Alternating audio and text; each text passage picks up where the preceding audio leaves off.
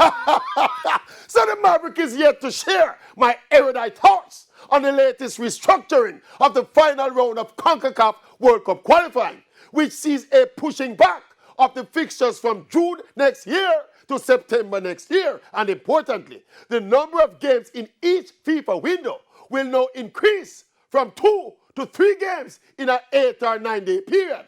And as usual, the impulsive and conventional analysis will say disadvantage Jamaica because the schedule is going to be hectic and blah, blah, blah. But maverically speaking, I don't see the big disadvantage to Jamaica because all the teams will face the same situation.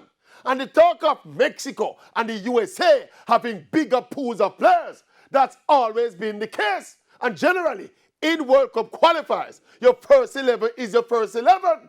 And coaches tend to play their best 11 most of the times. So this depth of squad is an overrated and inflated argument. What will be key is pre-tournament preparation and in-tournament tactics and strategies. We must know our best team and have the players physically and psychologically prepared for battle before the war starts. Yes, because once we cross that battle line, very little, if any, preparation will be possible. It will be all about execution, or just game, recovery, and game again, and then recovery and game again. Remember, no excuses will be tolerated.